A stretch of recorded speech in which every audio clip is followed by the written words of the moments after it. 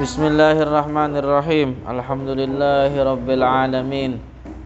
Wa sallallahu wa sallam ala sayyidina Muhammadin asyrafil mursalin wa ala alihi wa sahbihi ajma'in. Amma ba'du. Allahumma la sahla illa ma ja'altahu sahla wa anta taj'alul hazna idza syi'ta sahla. Allahumma 'allimna ma yanfa'una wanfa'na bima 'allamtana wazidna ilma ya rabbal alamin.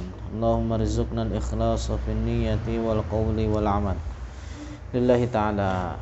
Bismillah. Nomor 4. Qala al-muallif rahimahullah. Soal, limadza arsalallahu ar-rusul? Kenapa Allah mengutus para rasul? Jadi hikmah apa yang ada di balik diutusnya para rasul?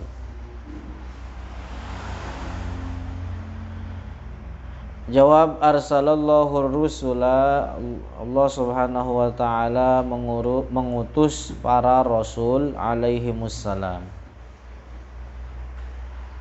liyu'allimun nasa, tujuannya untuk mengajarkan terhadap manusia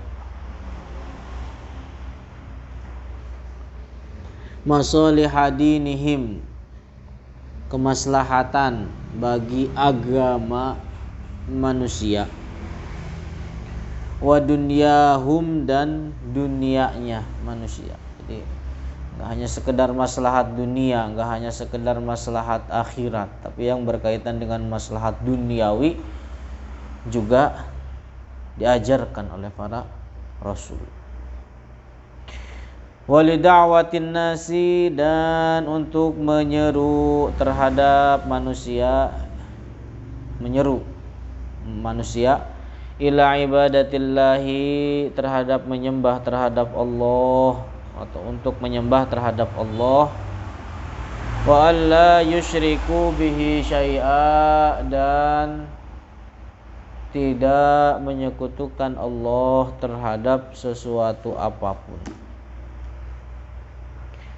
Jadi itu hikmah dibalik diutusnya para rasul adalah sebagai rahmat bagi hamba.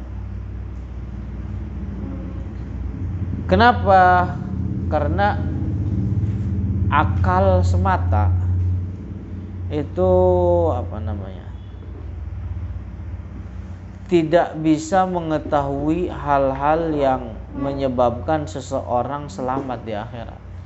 Jadi hanya sekedar mengandalkan akal doang, itu nggak tahu apa sih yang menjadikan seseorang kelak selamat di akhirat.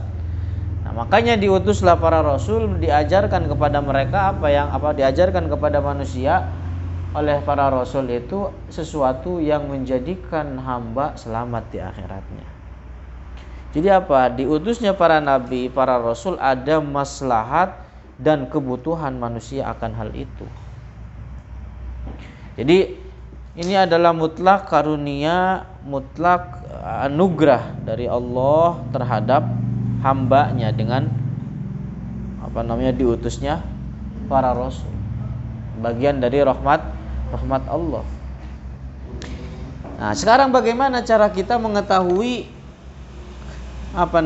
seorang nabi, mengetahui seorang rasul? Adalah jalannya dengan mukjizat. Jalannya dengan mukjizat. Dan tidaklah seorang nabi kecuali memiliki mukjizat. Tidak ada seorang nabi kecuali pasti memiliki mukjizat. Rasulullah adalah rasul, atau Rasulullah Muhammad adalah nabi rasul yang paling banyak mukjizatnya, paling agung mukjizatnya. Imam Syafi'i mengatakan ma'atallahu nabiyyan mu'jizatan illa wa a'ta Muhammadan mislaha au a'zama minha. Rasulullah Allah tidak memberikan satu mukjizat kepada nabi kecuali mukjizat tersebut diberikan kepada Muhammad sesuatu yang sama dengannya atau lebih besar, lebih agung daripada mukjizat yang dikasih terhadap nabi yang lain. Paham itu? Jadi Rasulullah tidak diberikan Allah tidak memberikan terhadap Rasul suatu mukjizat kecuali mukjizat tersebut diberikan kepada Rasulullah Muhammad atau sesuatu yang lebih besar dari mukjizat tersebut.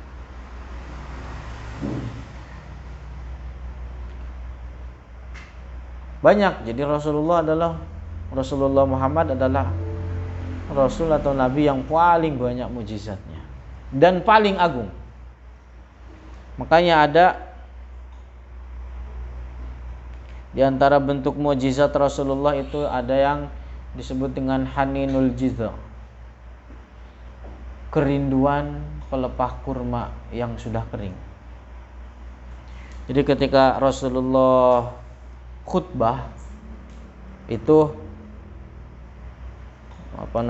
beliau menyandar kepada pelepah kurma yang sudah kering. Setiap khutbah ada inisiatif dari seorang sahabat yang berkata, "Ya Rasulullah, bagaimana kalau kita buatkan mimbar?" Kata Rasulullah, "Silahkan." Dibuatlah mimbar. Datang hari Jumat, Rasulullah khutbah naik di atas mimbar. Ketika Rasulullah khutbah terdengar suara tangisan. Mana tangisan tersebut muncul dari pelepah kurma yang sudah kering yang biasanya disandarin oleh Rasulullah ketika khutbah. Terdengar suara tangisan, menangis pelepah kurma tersebut karena apa? Ditinggalin oleh Rasulullah. Karena pohon kurma yang sudah kering, artinya yang tidak punya rasa, tidak punya perasaan, menangis karena kerinduan terhadap Rasulullah. Bagaimana kita selaku umatnya sudah barang tentu lebih rindu terhadap Rasulullah.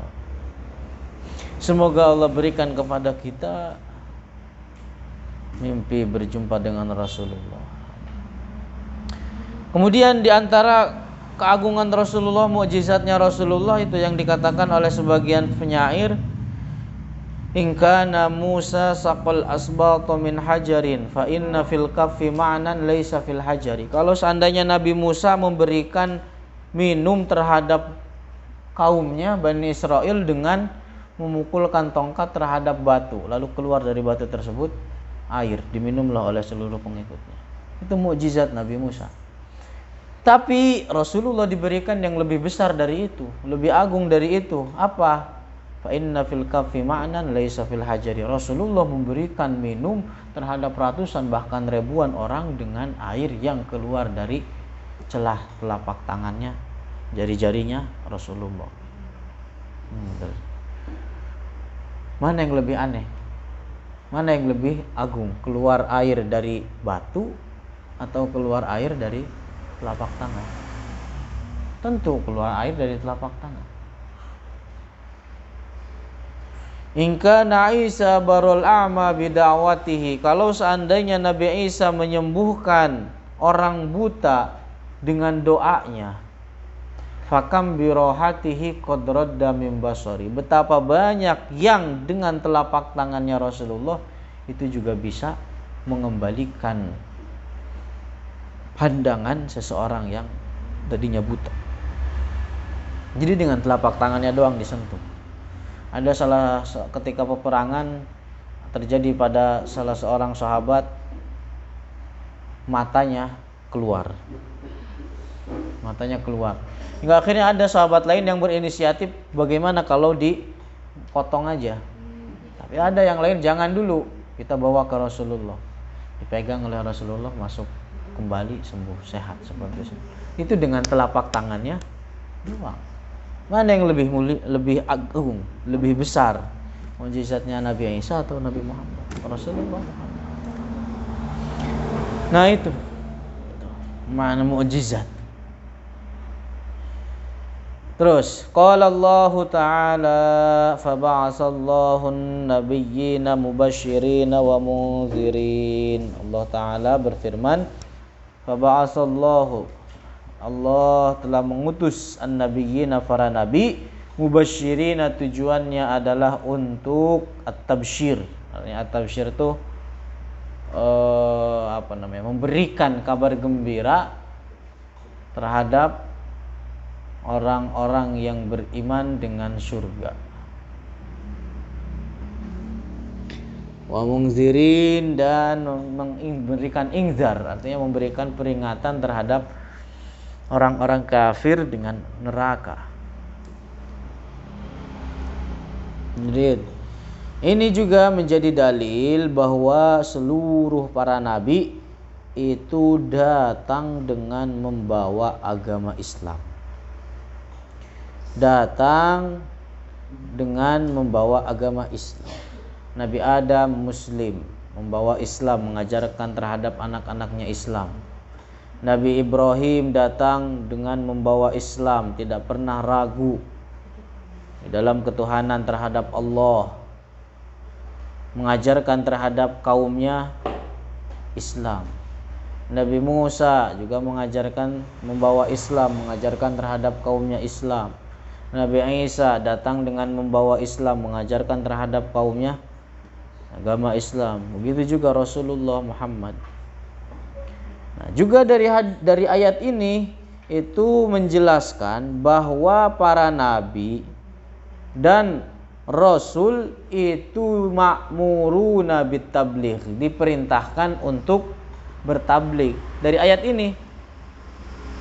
Kenapa? Karena ada di sebagian kitab yang mengatakan katanya para nabi enggak diperintahkan untuk tabligh. Lah bagaimana? Jelaskan dalam Al-Qur'an, mubasysyirina wa mungdzirin, fa ba'asallahu an-nabiyyina mubasysyirina wa mungdzirin. Lantas bagaimana memperingati orang kafir dengan neraka, memberikan kabar gembira terhadap orang mukmin dengan surga kalau bukan dengan menyampaikan? Paham? Jadi itu ma'muruna bitabligh, para nabi dan rasul diperintahkan untuk bertabligh.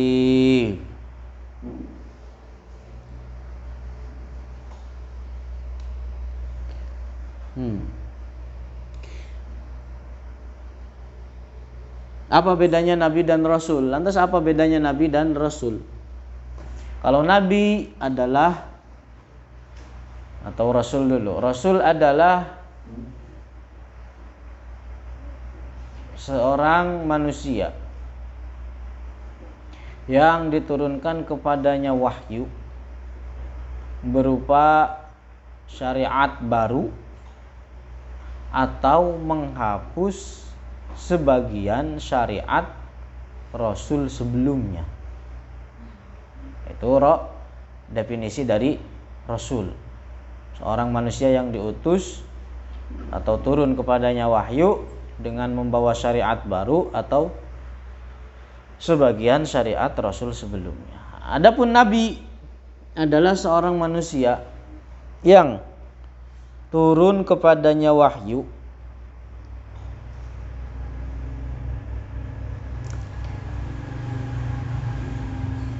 dengan mengikuti syariat rasul sebelumnya.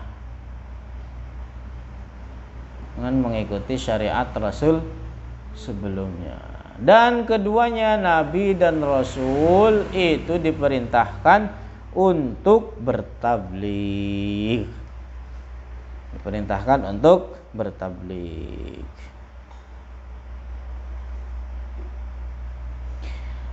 Terus al-hadis,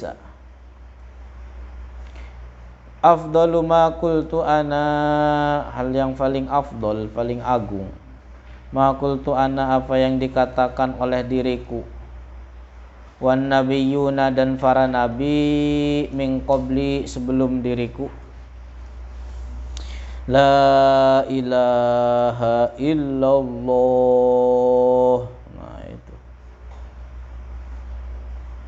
Ini juga sama dalil dari hadis yang menjelaskan bahwa Islam adalah agama seluruh para nabi. Tidak ada dari mereka yang pernah menyembah terhadap berhala, tidak pernah menyembah terhadap matahari, tidak ada yang pernah menyembah terhadap bulan, tidak ada yang pernah menyembah terhadap bintang-bintang. Kalau kalian dengar cerita itu adalah dusta. Jadi itu, Islam adalah agama seluruh para nabi. Jadi apa yang membedakan antara satu dengan rasul, satu dengan yang lainnya adalah di dalam syariat.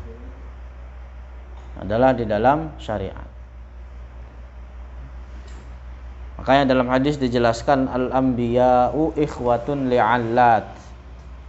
Jadi para nabi itu seperti saudara seibu. Perumpamaannya. Jadi saudara sebapak. Ikhwatun li'allat itu saudara sebapak. Jadi bapaknya sama, ibunya beda. Itu berarti saudara sebapak, ya kan? Nah itu. Jadi para nabi digambarkan dalam hadis ikhwatun li'allat. Artinya apa? Bahwa mereka agamanya sama, yaitu Islam. Akan tetapi apa? Wadinuhum wa ummahatuhum syatta, dan ibu-ibu mereka berbeda. Artinya apa? Bahwa syariat mereka yang berbeda. Ada di dalam syariat Nabi Adam diperbolehkan menikah sesama saudara yang bukan satu perut. Di dalam syariat Rasul setelahnya, setelah Nabi Adam, itu syariat tersebut dihapuskan. Paham itu? Artinya apa? Beda syariatnya antara satu Rasul dengan yang lainnya. Ada lagi biasanya nyeleneh orang Wahabi di zaman sekarang yang mengingkari tentang syariat kenabian serta kerasulan Nabi Adam. Mereka orang Wahabi itu tidak meyakini bahwa Nabi Adam adalah seorang nabi. Artinya dia mengatakan Nabi Adam katanya bukan nabi. Lantas bagaimana Adam mengajarkan kepada mereka? Apakah Adam dengan anak-anaknya hidup seperti binatang, seperti apa yang mereka katakan? Tentu Allah mengutus kepada atau menurunkan kepada Nabi Adam berupa syariat. Ya kan? Berupa syariat, diperintah ini, dilarang ini, diperintah ini, dilarang ini, yang merupakan maslahat untuk mereka. Itu. Terus darahkan. Dalam Al-Quran dijelaskan, Innallaha astafa Adama wa Nuhan wa ala Ibrahim wa ala Imrana 'alal alamin. Innallaha astafa Adam. Allah mengangkat atau menjadikan rasul terhadap Nabi Adam.